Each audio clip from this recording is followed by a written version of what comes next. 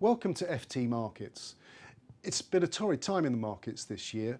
Even some of the steadiest markets have been hit by volatility. Greece, US interest rates and China have been some of the issues that have worried investors. Today we have Mike Amey, bond manager at Pimco, to discuss the potential for summer disruption. Hey Mike. Hey. Our first chart is the simple one on German Bunds, 10-year bund yields, which have an inverse relationship with prices. And you can see that around April time, those yields spiked. And that was one of the biggest sell-offs in this market for a very long time. What was going on then, Mike? Why has this steady market been hit by volatility? I think there's a couple of reasons here. One is obviously the rally in had a lot to do with the ECB's quantitative easing program, which started in March. And you saw that rally continue through into August.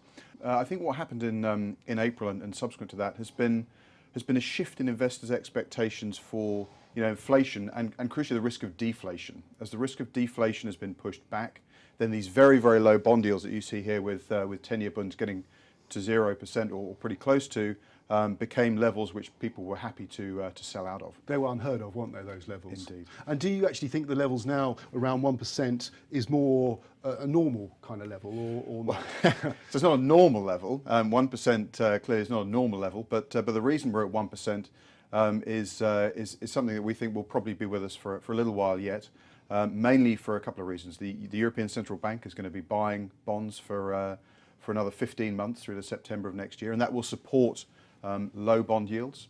And even now, inflation rates are very, very low. So yes, we've seen a backup in yields. We think we've probably more of that is behind us and ahead of us.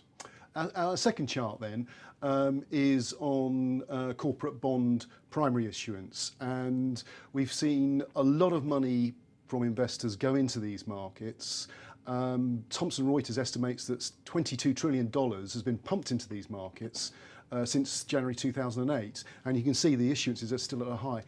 Why has so much money gone into these markets? That's the first question. Sure. The interesting thing about the chart, of course, is if you look at the levels of issuance really post the financial crisis have been much, much higher than pre the financial crisis. And I think the main reason for that has been that the degree of finance from the banking system has been reduced. Banks have been under pressure to delever, and so companies have been seeking out alternative sources of financing. And for large companies, the corporate bond market is a classic place to go. It's a good place.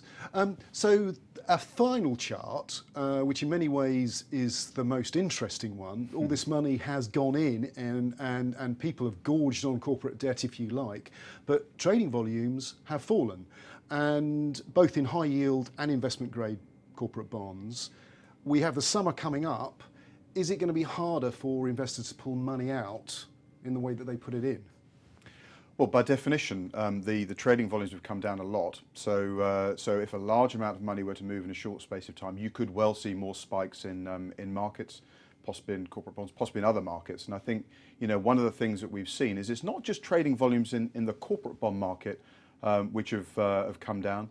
Trading volumes across financial markets have come down, and we've seen spikes in volatility, which we'll probably see more of. Doesn't mean to say it's necessarily bad news, but I think we will see more volatility, yes. One final question though, the summer when volumes are traditionally a lot lower, does that mean this could be quite a tricky period then or not? What's your thoughts? Well, potentially. There, I think the most important thing that we should all recognise is that we've had these bouts of instability really over the last 6 to 9 months. I can think of several, I'm sure you can as well.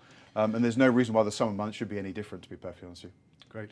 Thanks very much, Mike. Thanks. So, in conclusion, it's going to be a tricky summer for investors if they're not heading to the beach. It may be a tense ride and there may be some turbulence to come.